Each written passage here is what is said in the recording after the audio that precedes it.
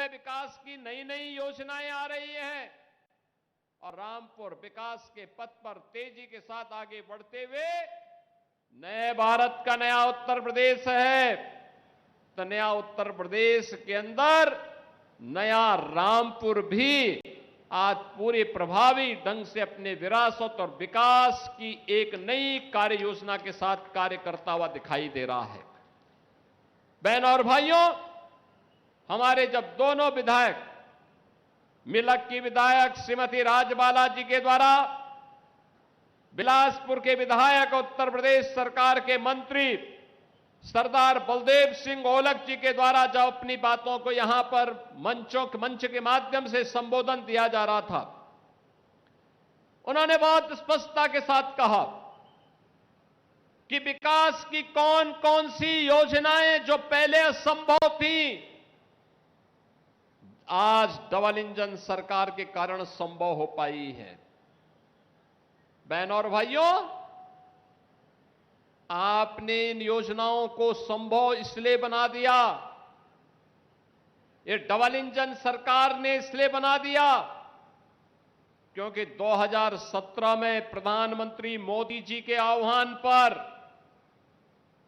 उत्तर प्रदेश की जनता जनार्दन ने विश्वास किया। मोदी जी पे विश्वास आज इस विकास का आधार है। उन्हीं के मार्गदर्शन और नेतृत्व में उत्तर प्रदेश अब बीमारू राज्य की श्रेणी से उभर गया है। अब उत्तर प्रदेश बीमारू नहीं है, भारत की टॉप 3 अर्थव्यवस्था में उत्तर प्रदेश खड़ा है। सबसे तेज गति के साथ बढ़ती हुई अर्थव्यवस्था के रूप में आज उत्तर प्रदेश का नाम आता है।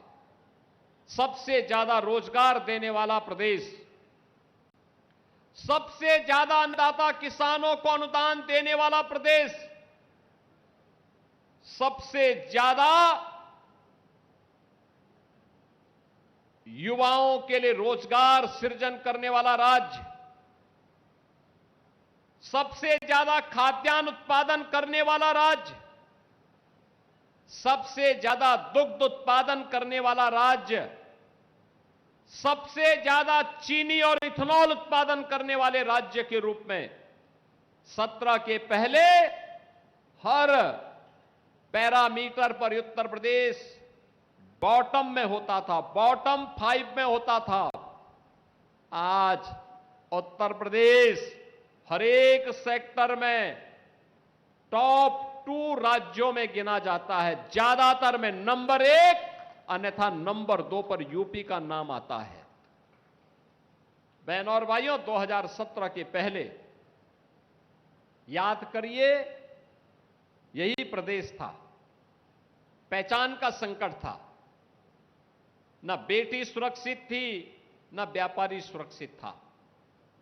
अन्नदाता किसान आत्महत्या करने के लिए मजबूर होता था। नौजवान के लिए कोई रोजगार नहीं, कोई सरकारी विज्ञापन निकलता था तो चाचा भतीजे की जोड़ी वसूली के लिए निकल पड़ती थी।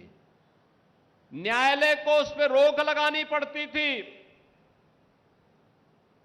सरकार की निरंकुश नीतियों के कारण हमारा परंपरागत उद्यम बंद हो रहा था।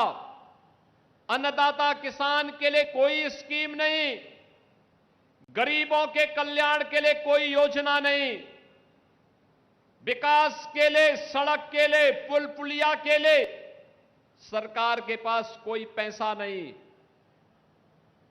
बहनों और भाइयों, विकास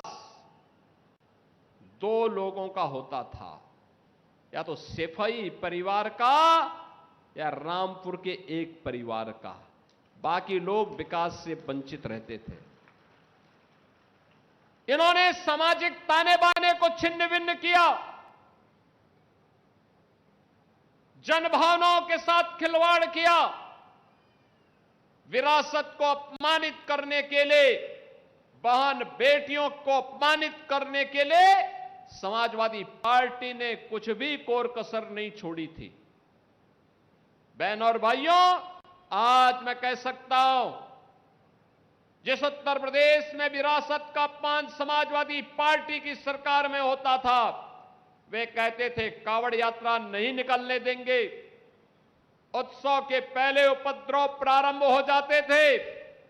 कोई पर्व और त्योहार के पहले दंगों पंगे फसाद उत्तर प्रदेश की पहचान बन जाती थी। 2017 के पहले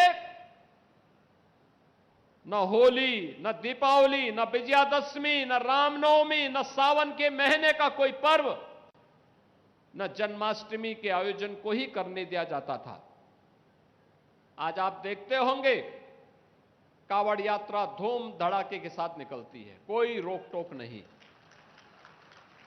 दुर्गा पूजा शानदार तरीके से होती है, कोई रोक टोक नहीं।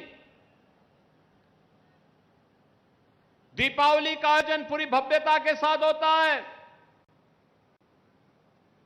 कोई रोक टोक नहीं।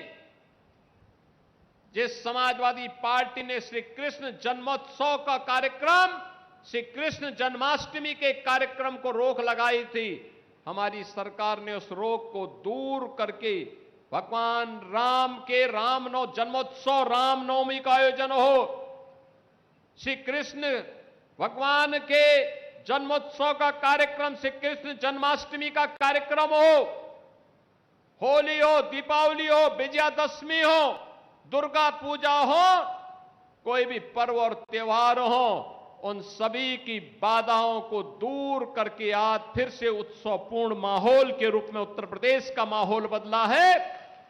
आज उसका परिणाम भी मिला है। विरासत को सम्मान दे करके कैसे अर्थव्यवस्था को आगे बढ़ाया जा सकता है, उत्तर प्रदेश उसका मॉडल बना है। विरासत को कैसे सम्मान दिया जाता है, आज प्रधानमंत्री मोदी जी के नेतृत्व में उत्तर प्रदेश उसका मॉडल बन रहा है। बहनों और भाइयों, आज अयोध्या में आप जाते हैं, रेल से जाएंगे, डबल लाइन की सुविधा आपको वहां मिलती है, ब्रॉड गेज की डबल लाइन की